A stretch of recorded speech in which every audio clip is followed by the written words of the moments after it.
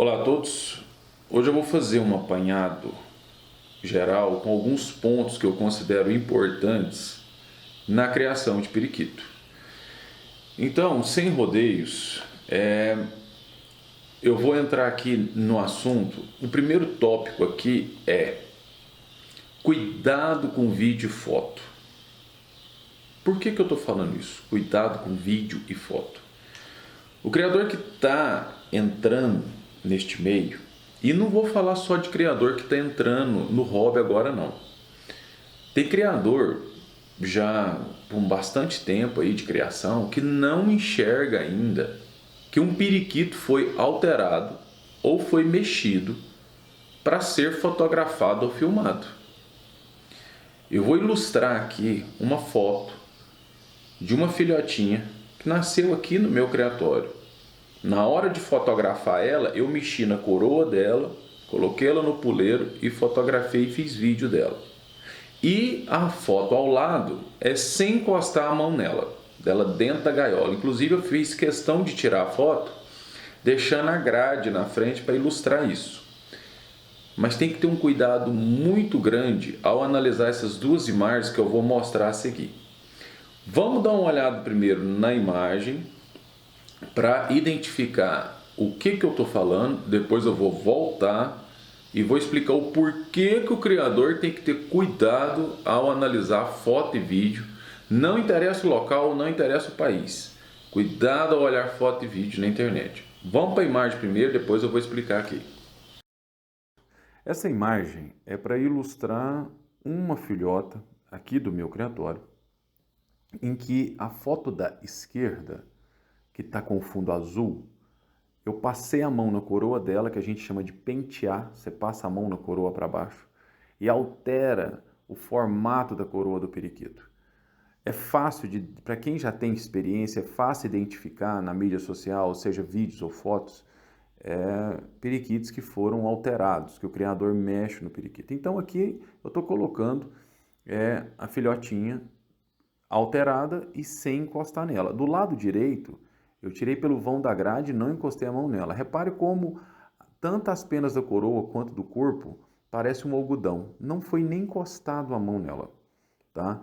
Então, o criador que está assistindo vídeo, vendo fotos na mídia social, seja Facebook ou Instagram, não vai acreditando em tudo que vê. Tem criador que altera o periquito, tá, para fotografar. Não há nada de errado nisso, mas o periquito não é o que parece. Essa imagem aqui é a mesma filhote, ela alterada do lado esquerdo, que eu passei a mão na coroa dela, dei uma ajeitada nas penas, e do lado direito, tirado pelo vão da grade, dentro da voadeira de filhote, onde nem foi encostada a mão nela. Então, vou iniciar esse tópico aqui mostrando isso. Cuidado com o que o criador vê em mídia social. Após essa demonstração entre as duas imagens, o que o criador tem que se atentar? O criador, às vezes, quando ele vai mostrar um periquito na internet, ele dá uma ajeitada, ele às vezes pega o periquito, vai pôr numa outra gaiola para fotografar, e ele passa a mão na coroa do periquito para puxar a coroa para baixo, para intensificar esse direcionamento aqui das penas e formar o efeito búfalo, e fotografar, filmar e mostrar, tentando valorizar o pássaro. Mas tem como identificar isso. Tem muito criador aí penteando, a gente usa essa terminologia, pentear periquito e publicar. Tem demais. Todos os dias eu vejo criador postando isso. E aí tem alguns criadores desavisados ou que ainda não conhecem muito dessa técnica e nem para observar isso, e que olha e fala: nossa, que periquito bonito, maravilhoso, lindo, espetáculo, aquelas coisas que a gente vê em mídia social. E o periquito está totalmente penteado, ele não é daquela forma. E geralmente tem criador que, quando faz isso, ele altera tanto o periquito que o periquito fica pior do que ele já é. Às vezes o criador quer melhorar, quer intensificar para mostrar alguma coisa, mas não é nada daquilo.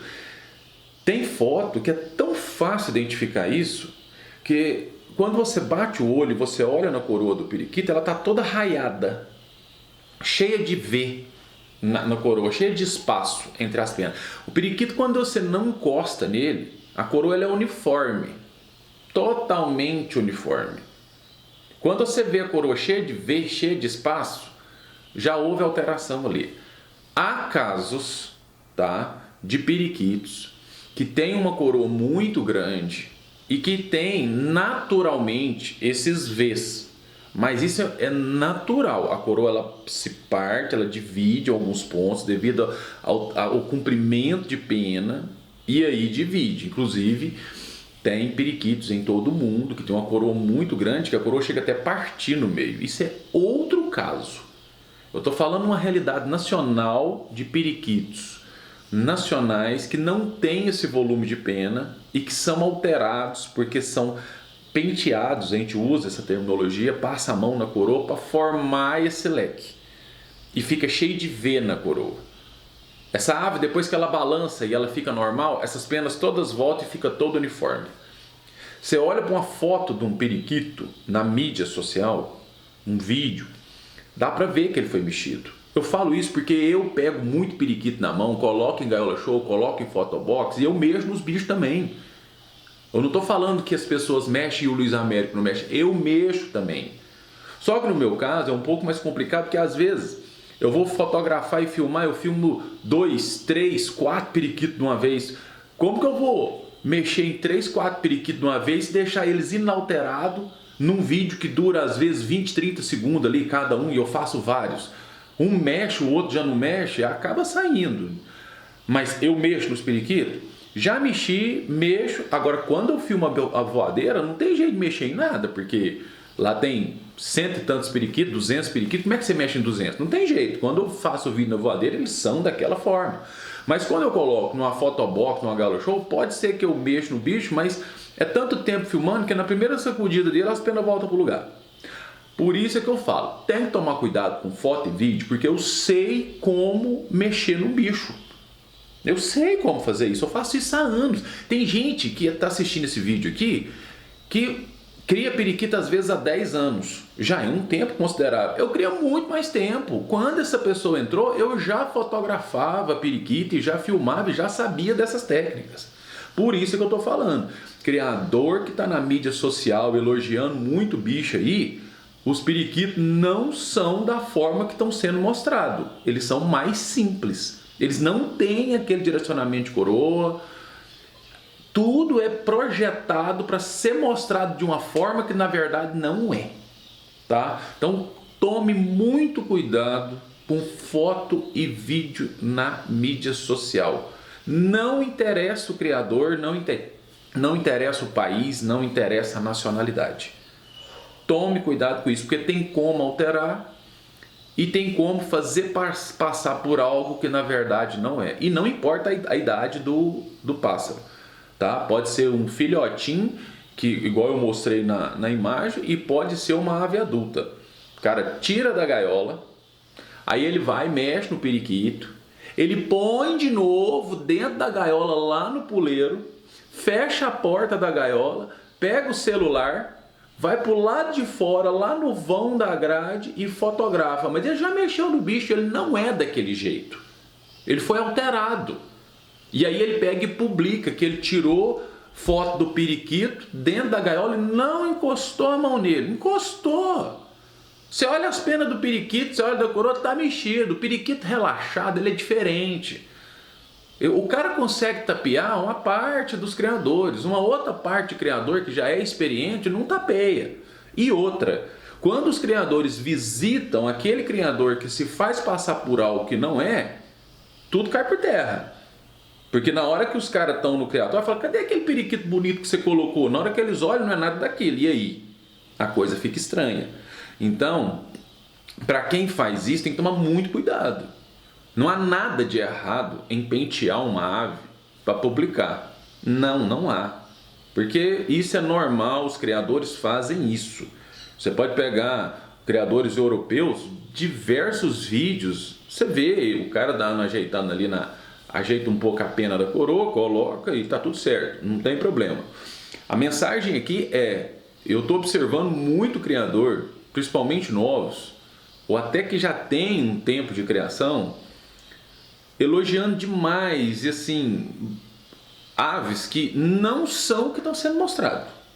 Tem que tomar um cuidado com isso. Esse é o primeiro tópico, ok? Esse tópico aqui eu quero abordar de uma forma para o criador entender um pouco, às vezes, o que eu menciono. Por exemplo, às vezes eu já falei para outros criadores que eu vou criar fechado com o plantel que eu tenho. Quando eu falo criar fechado, é não inserir periquitos de outro criatório aqui dentro. Mas por que eu falo isso e como que tem que ser visto isso? Eu falo isso porque eu já crio há muito tempo. Meu plantel não é pequeno, ele é grande.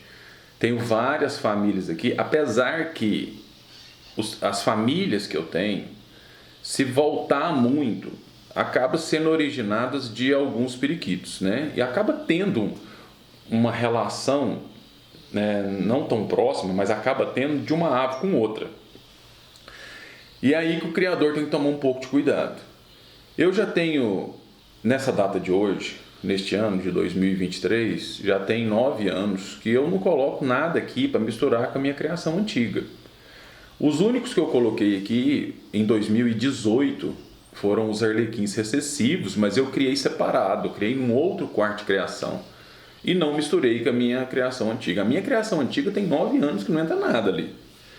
E eu venho desenvolvendo e fazendo a criação, desenvolver dentro daquilo que eu tenho em mãos. Este é um ponto. O criador que vê eu fazendo isso, às vezes fala assim: eu vou fazer também. Cuidado. Por quê? Eu tenho aqui 300 periquitos e tenho várias famílias. Eu consigo mexer os casais de uma forma para trabalhar o que eu tenho em mãos e ter uma consanguinidade um pouco mais distante e trabalhar como se fosse ali os indivíduos de uma seleção que eu faço de uma família X com a seleção que eu faço de uma família Y e depois eu cruzo elas entre si. Isso é uma heterose que eu acabo fazendo aqui dentro.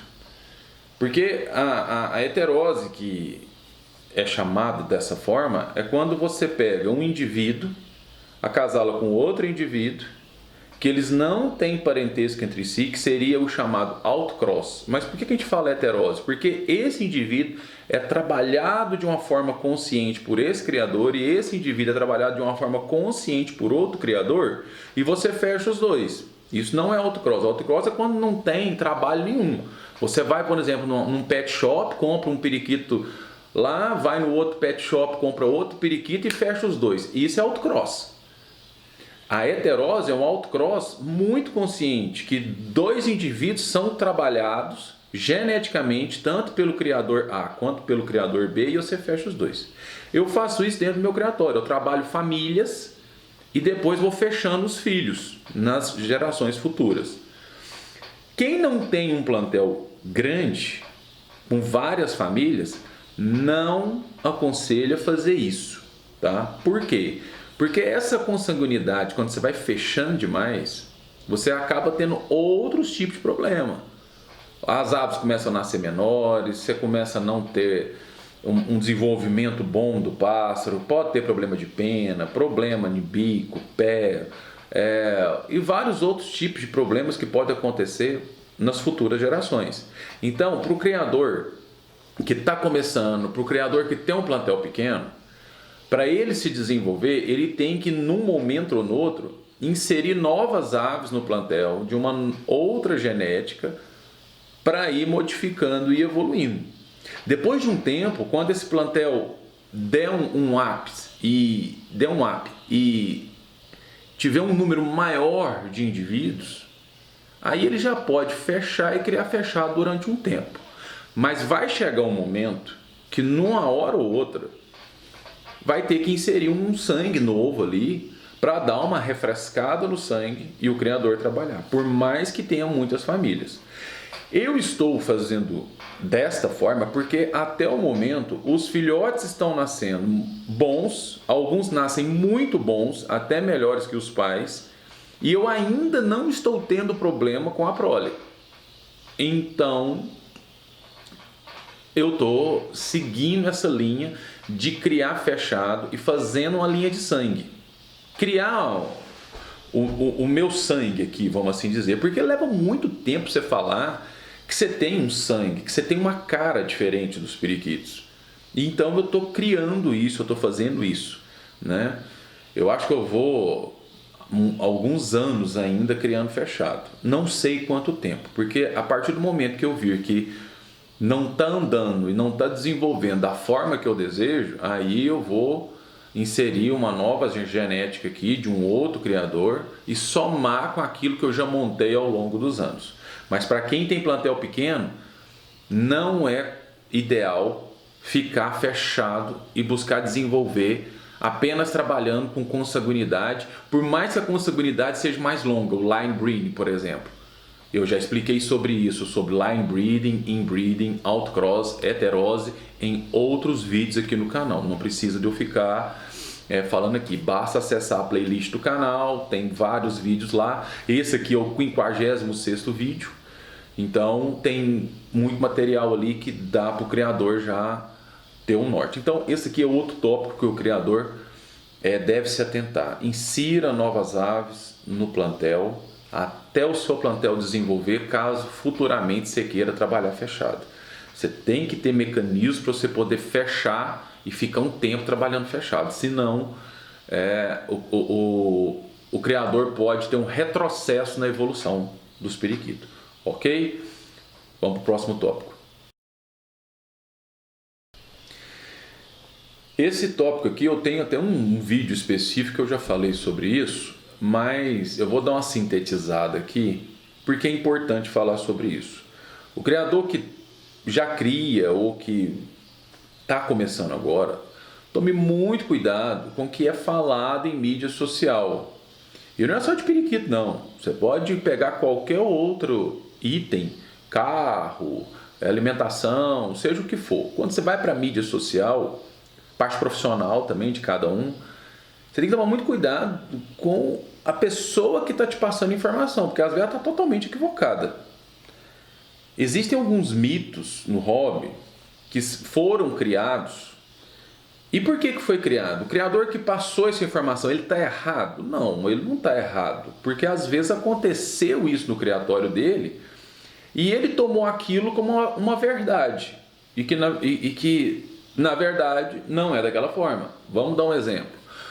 Se acasalar 2 arlequins recessivos, você vai diminuir o tamanho das aves. Não tem nada a ver isso. Às vezes aconteceu isso naquele criatório, às vezes por causa de uma consanguinidade, às vezes por causa da genética daqueles periquitos que não eram tão boas, muito bem trabalhados, etc e tal. É a mesma coisa de falar que se você acasalar 2 verdes, vai diminuir o tamanho. Acasalar 2 cinzas, você vai diminuir o tamanho. Por que a AR diminui o tamanho e o verde não diminui? Mas é porque o AR é uma série rara. Não tem nada a ver isso. Periquito, se você pegar, vamos para 2 criadores tidos como, hoje em dia, um dos melhores que tem na atualidade. O Daniel Lutoff e o Martin Haley. Você pega um arlequim recessivo, o melhor arlequim recessivo do Daniel Lutoff, um macho, e pega a melhor fêmea arlequim recessivo do Martin Haley, e fecha os dois. Vai nascer um filhote inferior? Como? Você está fazendo uma heterose ali. Vai nascer um filhote arlequim recessivo tão bom quanto os dois. E poderia ser um verde, claro, aqui e um cinza aqui, dá na mesma. Então isso aí é criado. A mesma coisa lutina. Não pode acasalar 2 lutinos. Não pode acasalar 2 fulvos. Gente, se tiver qualidade, não tiver um parentesco muito próximo ou outros problemas que podem interferir para isso, isso não vai ter problema. É porque às vezes o criador, quando vai tirar um arlequim recessivo, que é uma mutação autossômica recessiva, né?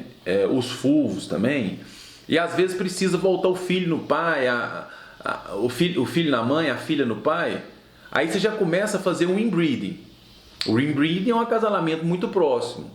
Neste caso, pode ocorrer, porque às vezes o pai já vem de um inbreeding também. Aí você fecha a filha ali, aí nasce um filhote muito simples, aí você já cria um mito que se acasalar 2 fulvos, você diminui o tamanho, que não pode fazer isso. Uai, aí também, cada caso é diferente um do outro. Às vezes você pega um fulvo do A, um fulvo do B e fecha os dois, nasce um fulvo muito melhor do que você está acasalando ali.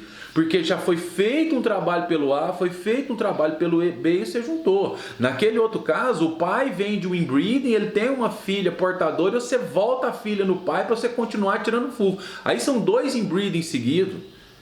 Então são casos completamente diferentes. Não dá para você pegar o que um criador está falando ali e rotular aquilo como verdade. Tem que saber se de fato é.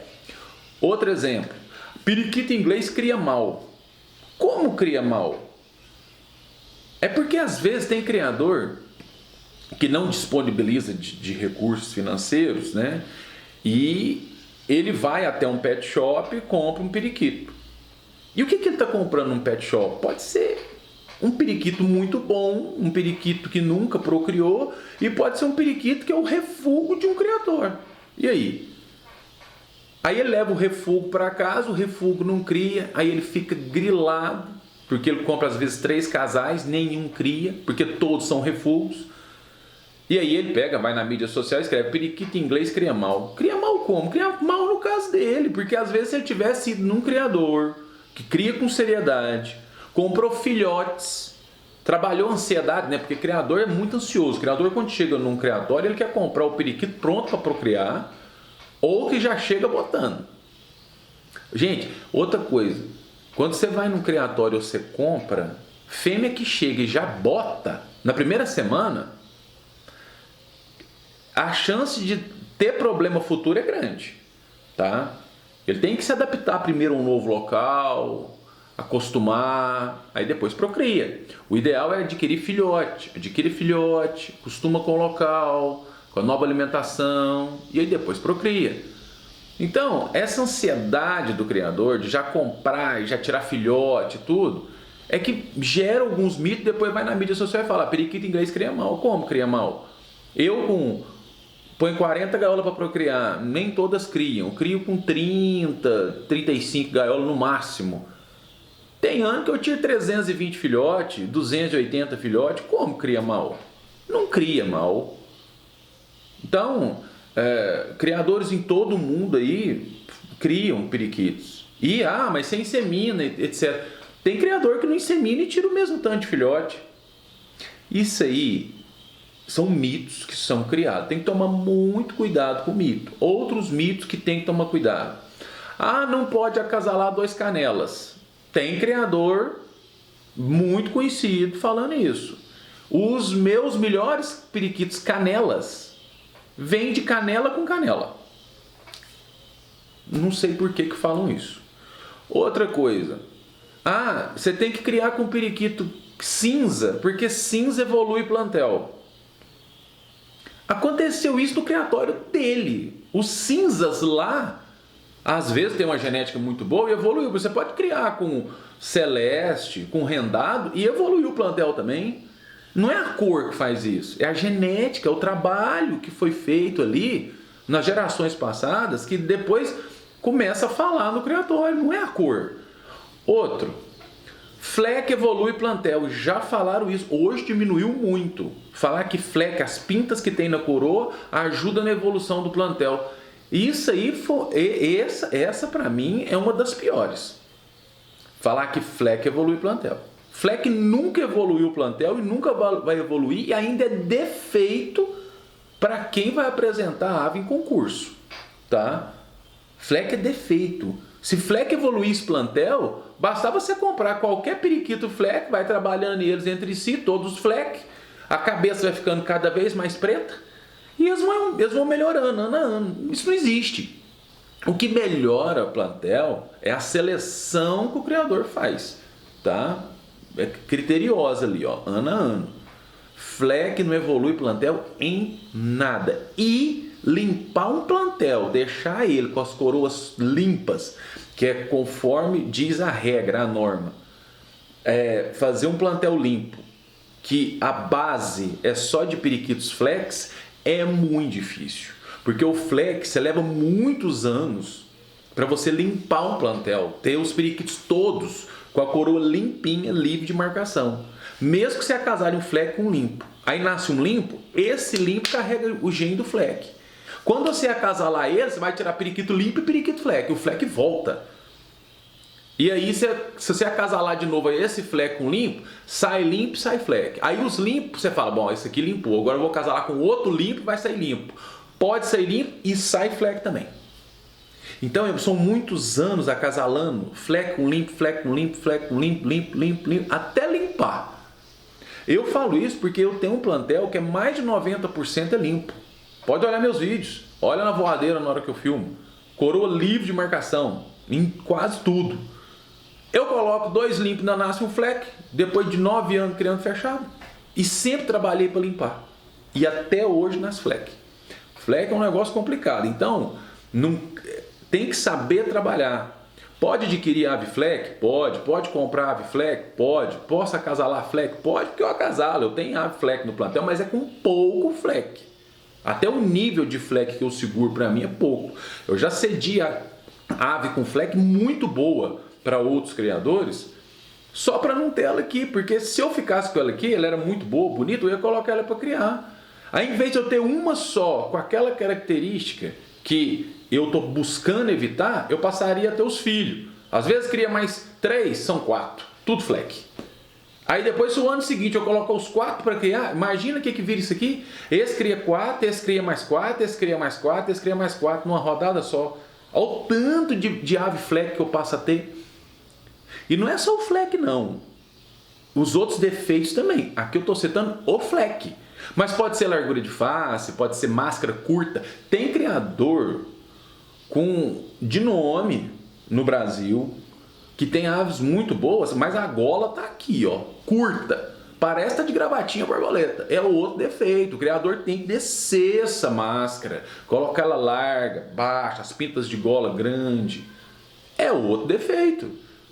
Eu citei o fleck aqui, mas pode ser qualquer outro defeito. Postura, pena curta demais, né? Periquito que não tem backskull, periquito não tem necessidade de pena na região dos olhos, largura de face, pinta de gola muito pequena, tá? N defeitos. Aqui eu citei o fleck. Então, toma muito cuidado com os mitos, muito cuidado com o que é falado na internet, tá?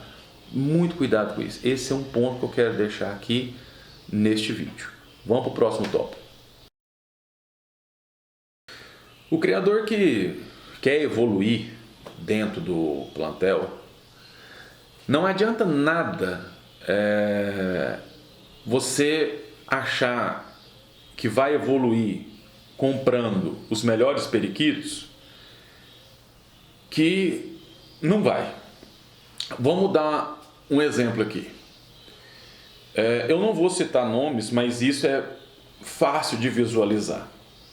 Suponhamos que você tem condições, você vai até um criatório, não interessa qual, e compra os melhores periquitos daquele criador, certo? Leva para sua casa. Você comprou 40 periquitos, 20 macho e 20 fêmea, e leva para sua casa. Você é um iniciante, você ainda não enxerga periquito. Às vezes você acha que enxerga, você não enxerga.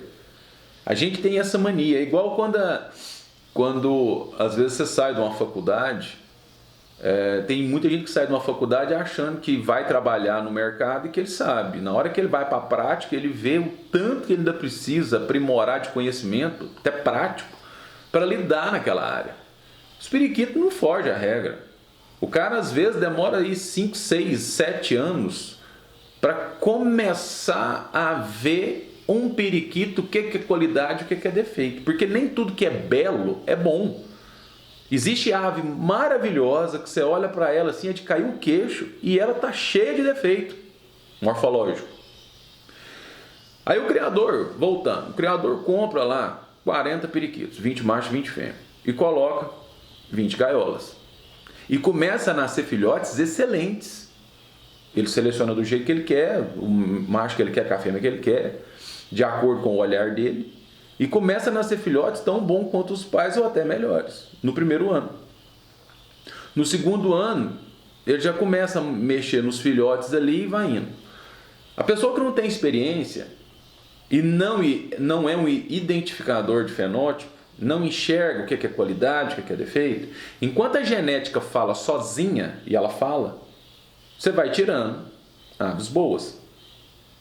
Quando a genética começa a necessitar do olho do criador para ele identificar que aquilo é qualidade, apesar que a ave é maravilhosa, mas aquilo é qualidade, aquilo é defeito, e ele começa a misturar só vendo a beleza e aquilo que agrada aos olhos dele, começa a andar para trás. Tem criador aí que há 4, 5 anos atrás tinha um plantel maravilhoso. Eu não precisa ser só Brasil não, no mundo. Maravilhoso. Hoje, você olha os periquitos daquele criador, os periquitos estão inferiores. São bonitos, mas morfologicamente estão inferiores. Mas por quê? Porque aquele criador não identifica fenótipo, por mais longo que seja o período dele de criação.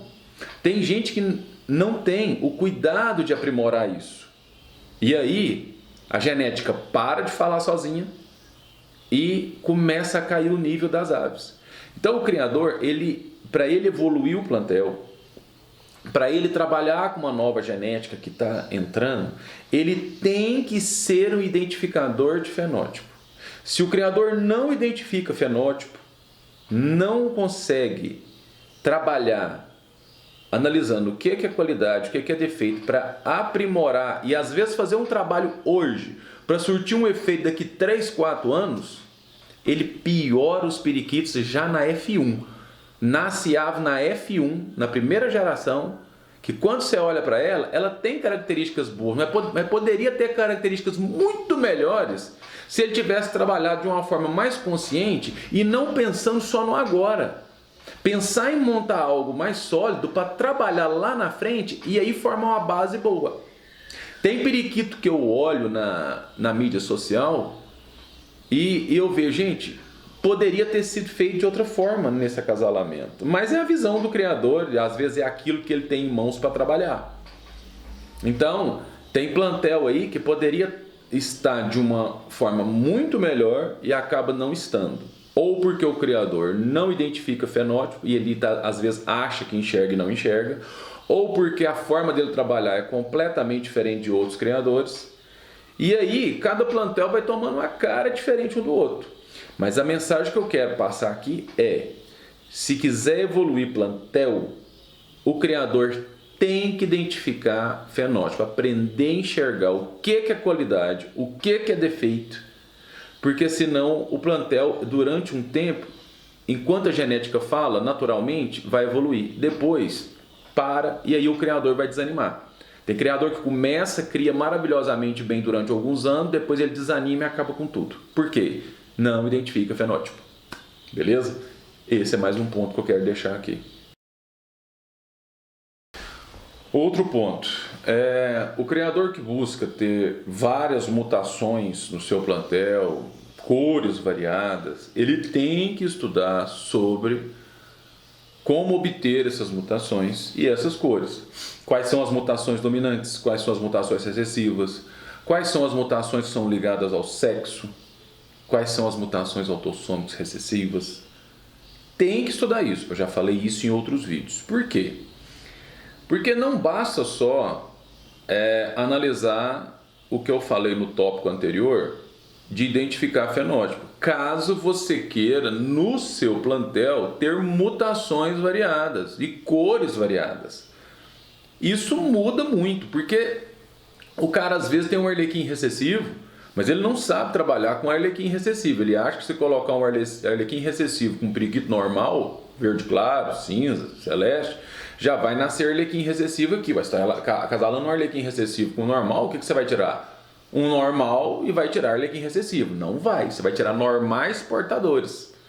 Não nasce, a não ser que esse normal que você está acasalando com esse arlequim recessivo seja filho de um arlequim recessivo, aí ele porta. Não importa se ele é macho ou fêmea. Neste caso, a fêmea também porta a característica. Aí, se você casalar um portador com um visual, você já tem 50% de chance aqui embaixo de tirar visual e 50% de chance de tirar um portador. E visual com visual, 100% de visual. Eu já falei sobre isso em outros vídeos, mas é importante frisar isso aqui, porque até hoje eu me deparo com criadores que já criam há bastante tempo e algumas mutações ele não sabe como trabalhar até hoje. Então, além do problema de identificar fenótipo, e nem tudo que é belo é bom, às vezes você olha o periquito que ele é maravilhoso, mas ele está cheio de defeito. Na verdade, se você pegar o melhor periquito do mundo, você consegue achar defeito nele. Toda ave tem um defeito aparente que dá para você identificar. Mínimo, mas você identifica.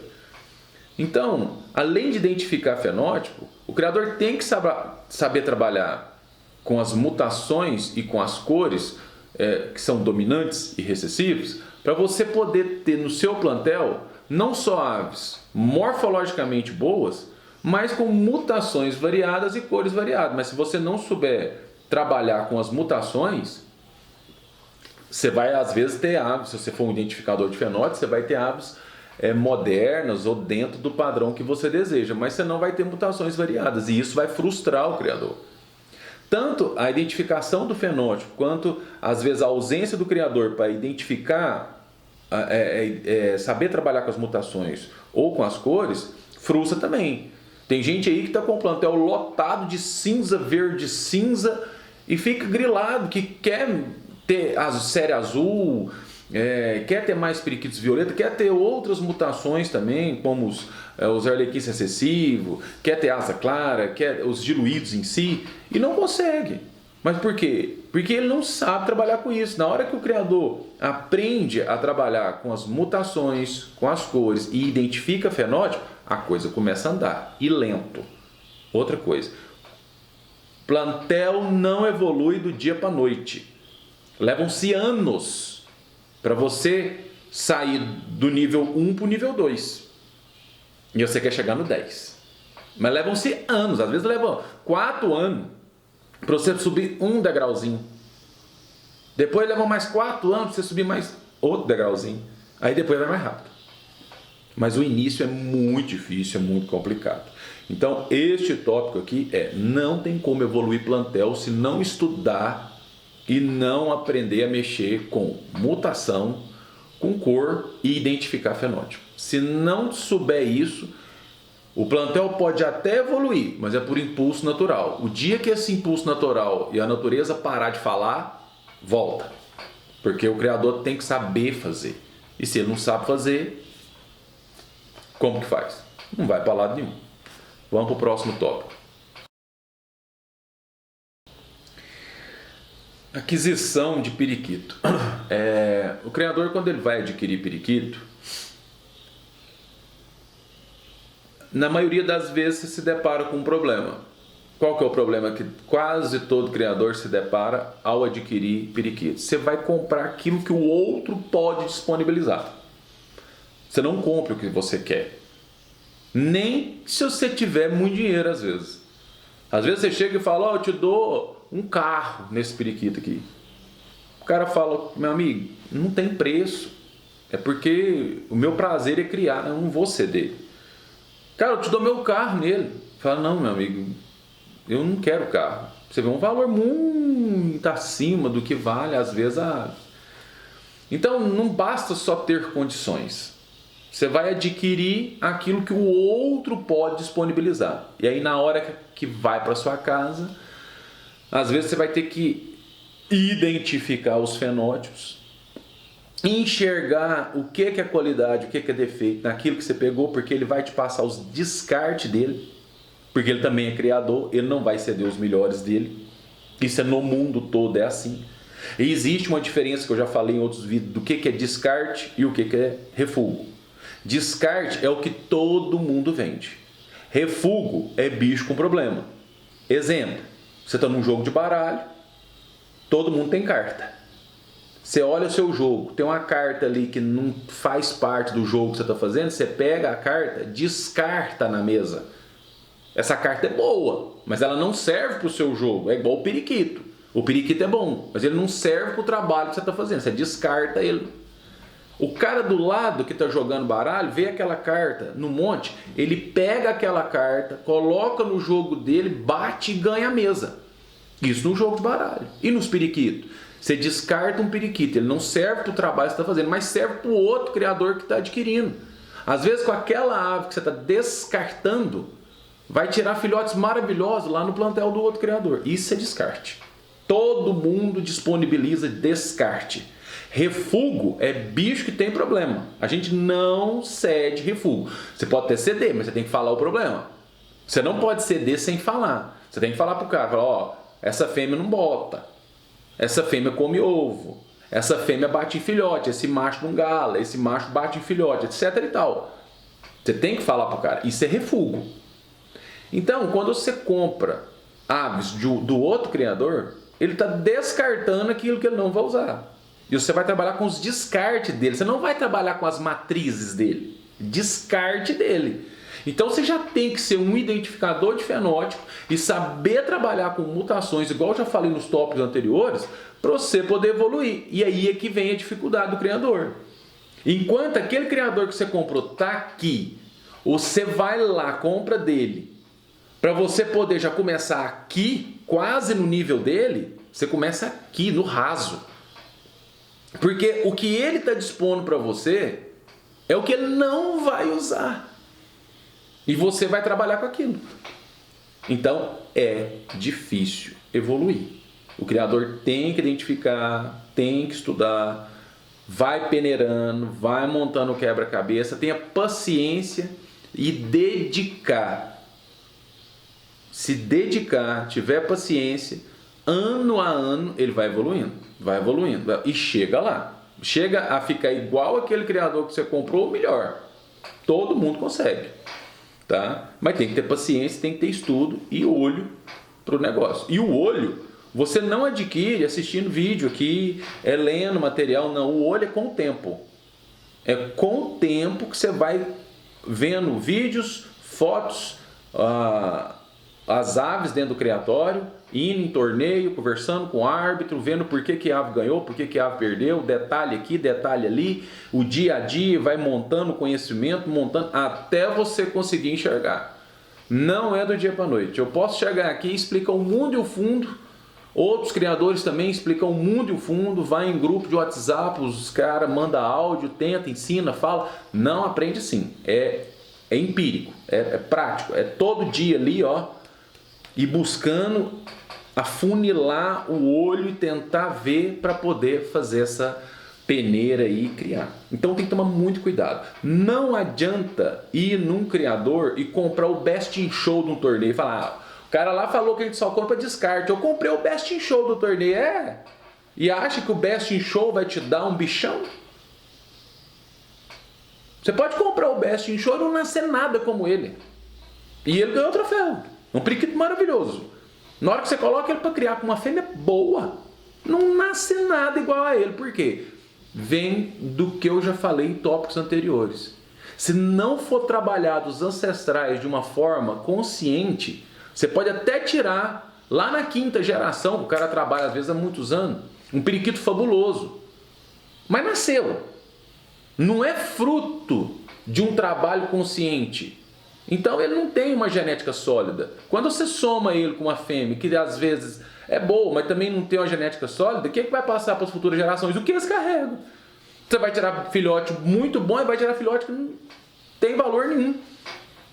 Agora, quando você compra o Best in Show e ele vem de um trabalho consciente do criador e você soma com uma outra fêmea que você comprou de outro criador que vem de um trabalho consciente, é a heterose. Aí a chance de você ter um filhote muito bom é muito grande. Pode nascer até simples, mas a chance de ter um filhote muito bom é grande. Então, às vezes não compensa falar, eu estou comprando o Best in Show. Tá, mas conheço criadores aí que já tiveram no plantel, nascido no plantel do criador, aves maravilhosas, aves entre as melhores que já nasceram no país, e aí criou com o bicho, tirou um punhado de filhote, nada como ele, nada nem próximo. E às vezes casais do próprio criador, que ele nem olhava para a gaiola, tirou filhote melhor do que aquele que era tido como um dos melhores do Brasil. É assim que funciona. Se não afunilar, se não trabalhar geneticamente as aves e não der uma de ponta com muita sede ao pote, o criador consegue evoluir devagarzinho, tá? Mas tem que estudar e nada vem por acaso. Tem que peneirar, tem que estudar, tem que identificar fenótipo, tem que selecionar a cada dia, ser criterioso, sabe?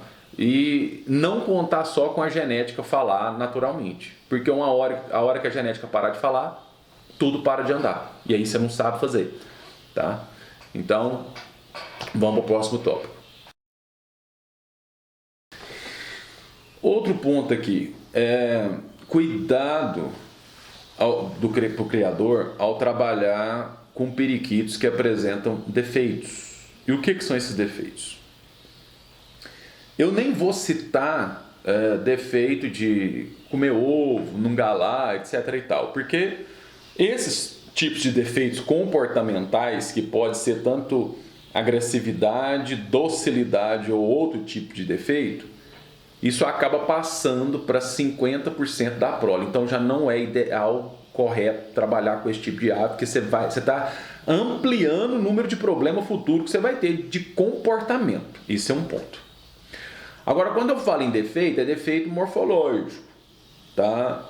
Por exemplo, periquito que não tem largura de face, por exemplo, periquito que não tem um backschool legal, periquito com fleck, defeitos, gola muito curta. Evite trabalhar com esse tipo, mas se você tem uma ave boa, relativamente boa, tem uma genética muito boa e tem defeito, você tem que saber trabalhar com isso. E aí volta de novo, tem que identificar fenótipo, tem que identificar o que qualidade que é defeito e saber trabalhar com isso.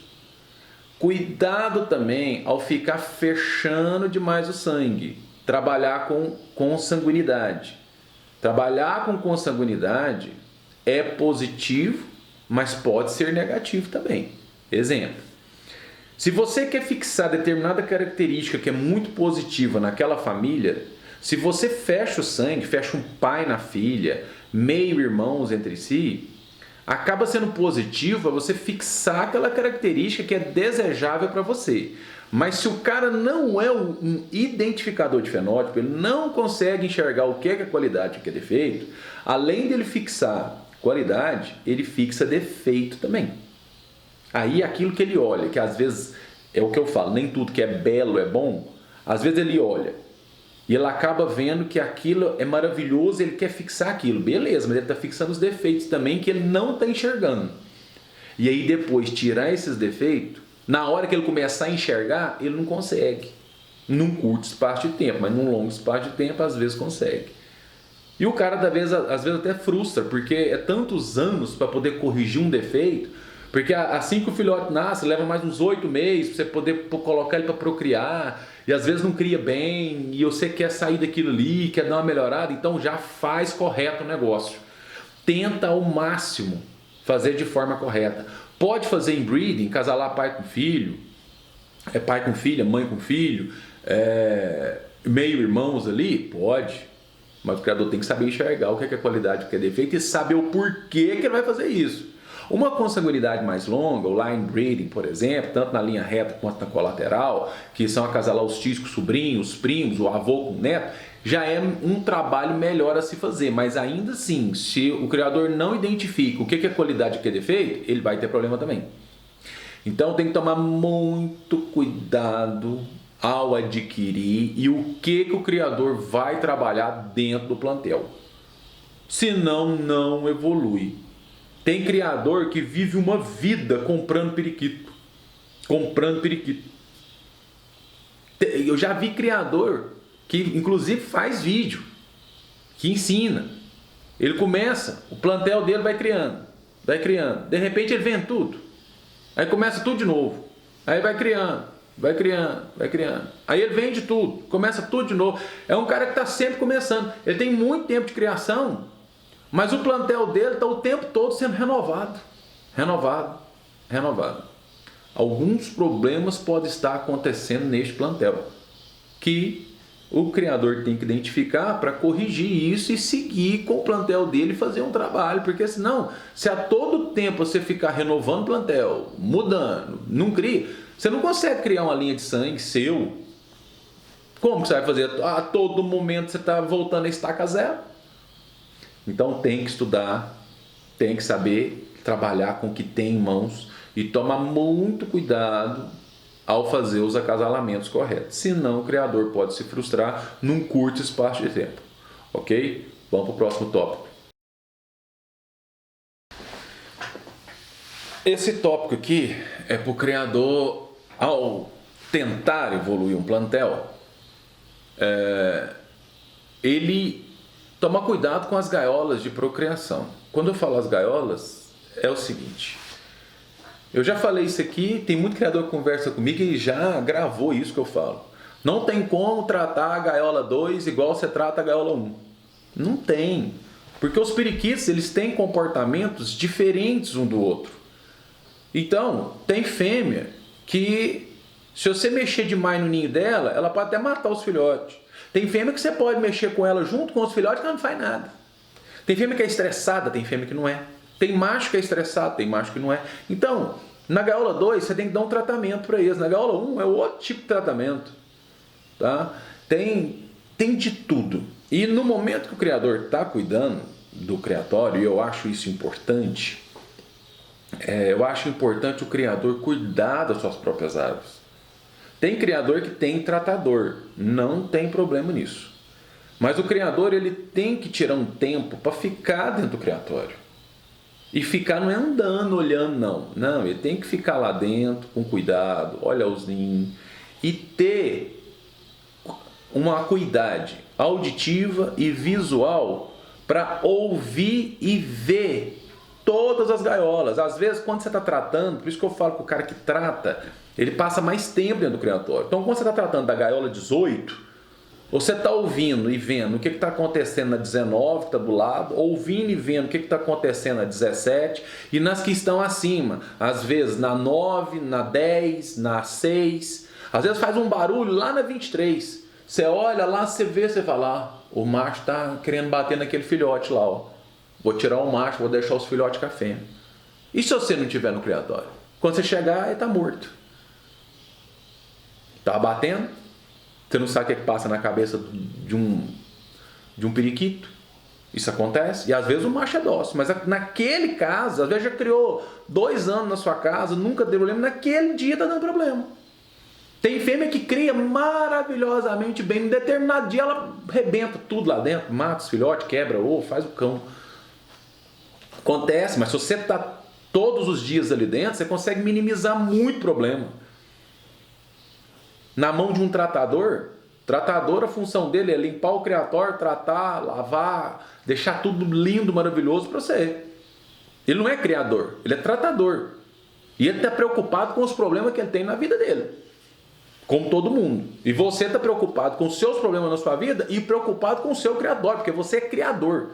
Então você tem que cuidar, tem que tratar. Se você não trata, você tem uma vida muito corrida, tem que tirar um tempo para ficar lá dentro. Para ver os problemas. Porque senão fica difícil aparar as arestas para fazer o plantão evoluir também.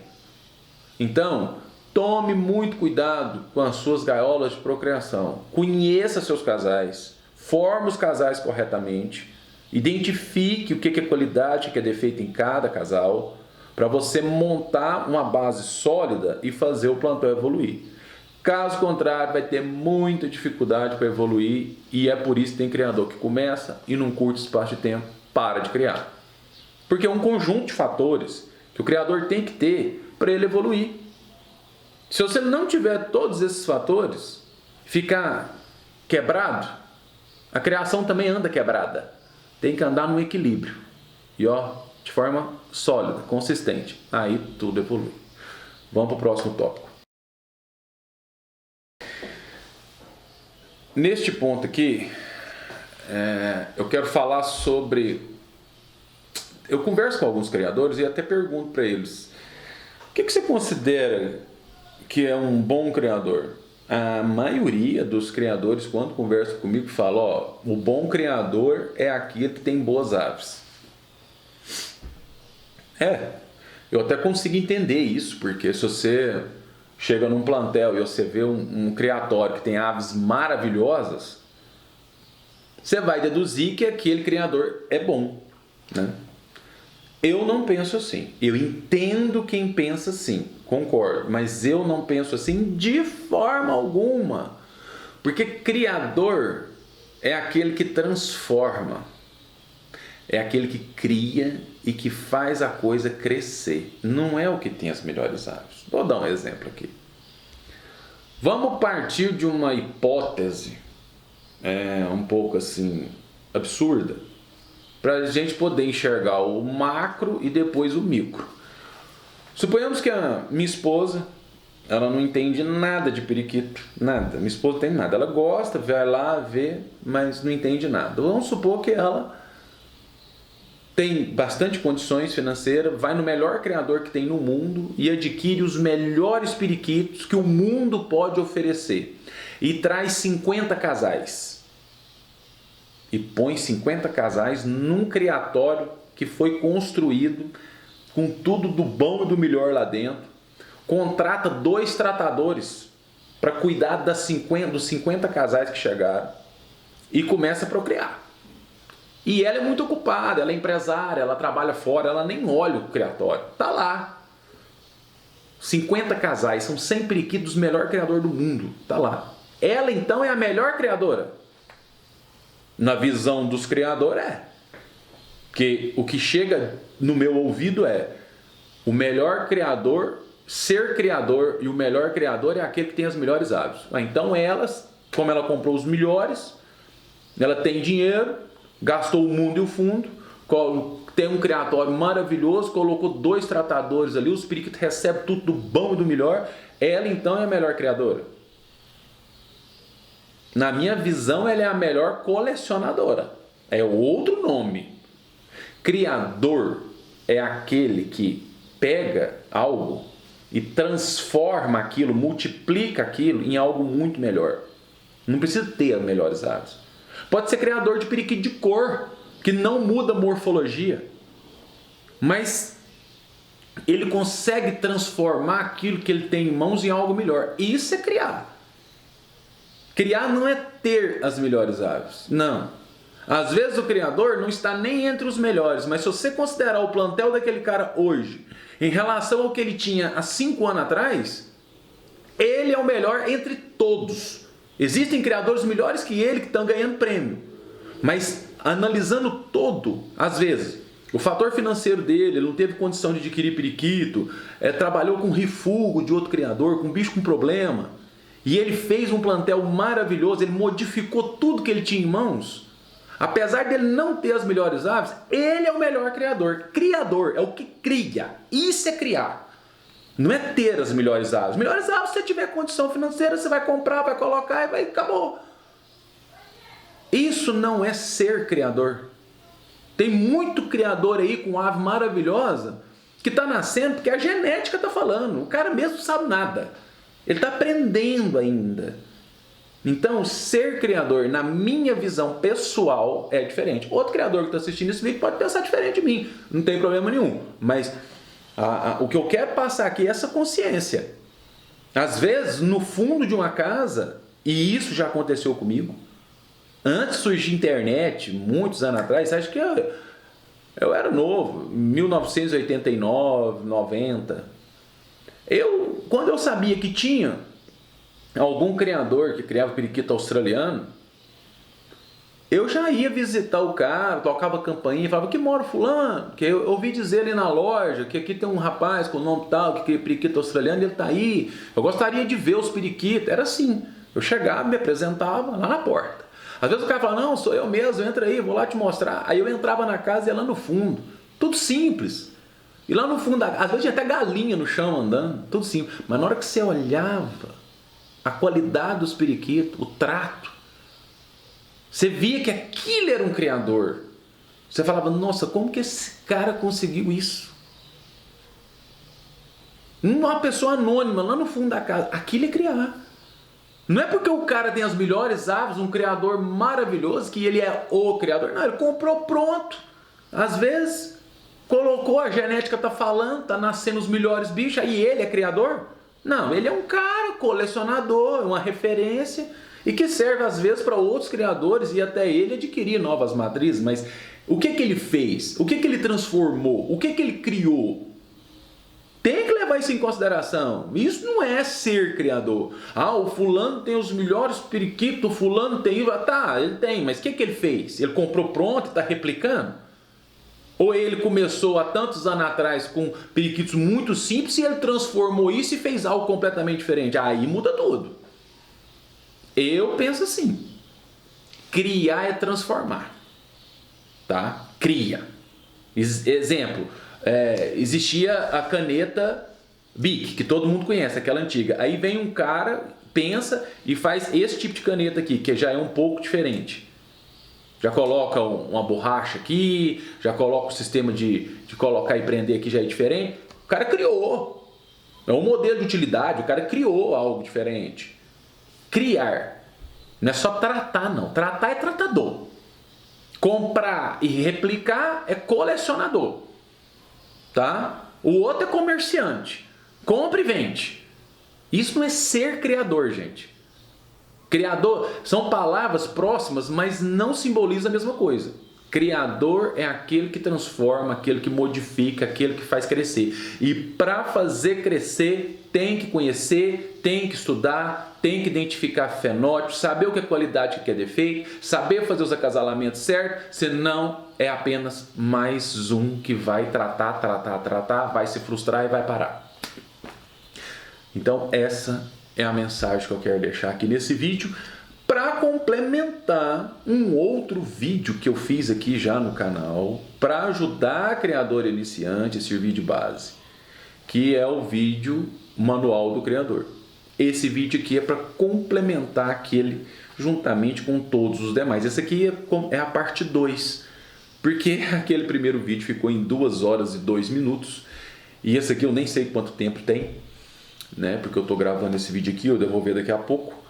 Mas a mensagem que eu quero deixar nesse vídeo aqui é: tome muito cuidado para você evoluir o seu plantel. Muito cuidado. Tem criador que acha que está evoluindo e não está. Tem criador que acha que está enxergando e não está.